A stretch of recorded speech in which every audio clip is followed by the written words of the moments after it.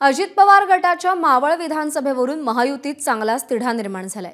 भाजप इथं दावा करत असेल आणि हा दावा करताना राष्ट्रवादीच्या मावळ लोकसभेतील प्रचाराबाबत कोणी शंका घेत असेल तर हे योग्य नाही असं म्हणत अजित पवार गटाचे आमदार सुनील शेळकेंनी भाजपवर नाराजी व्यक्त केली।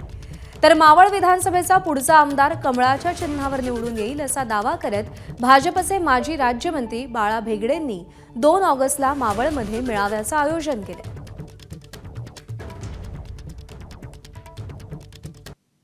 1957 ते 2024 यामध्ये सर्वात जास्त वेळा जनसंघ, जनता पार्टी आणि भारतीय जनता पक्षाच्या आमदार मावळ तालुक्यातल्या जनतेने या ठिकाणी निवडून दिलेला आहे। संघटनेच्या ताकदीवर लोकप्रतिनिधी निवडून देणारा महाराष्ट्रातील मावळ तालुक्याची एक आगळी वेगळी ओळख आहे।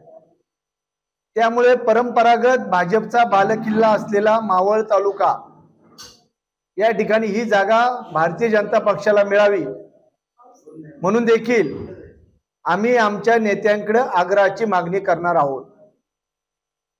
महायुतीचा धर्म पाळून आम्ही लोकसभेला माझ्या राष्ट्रवादी काँग्रेस पक्षाच्या सर्व कार्यकर्त्यांनी नेत्यांनी महायुतीच्या उमेदवाराचं प्रामाणिकपणे काम केलं आणि त्यावरती जर कोणी शंका कुशंका घेत असतील किंवा आम्हाला ही जागा मिळावी याकरता जर कोणी आग्रही असेल तर ते मला योग्य वाटत नाही। महायुतीतले जे नेते आज राज्यामध्ये प्रमुख म्हणून आहेत त्यामध्ये मुख्यमंत्री सन्माननीय एकनाथजी शिंदे साहेब, उपमुख्यमंत्री आदरणीय अजितदादा आणि दुसरे उपमुख्यमंत्री देवेंद्रजी फडणवीस साहेब, हे तीनही नेते प्रत्येक तालुका न्याय आढावा घेण्याचं काम करतायत आणि तो आढावा झाल्यानंतर महायुतीतले नेते जो काही निर्णय घेतील तो निर्णय मला देखील मान्य असेल। एबीपी माझा, उघडा डोळे बघा नीट।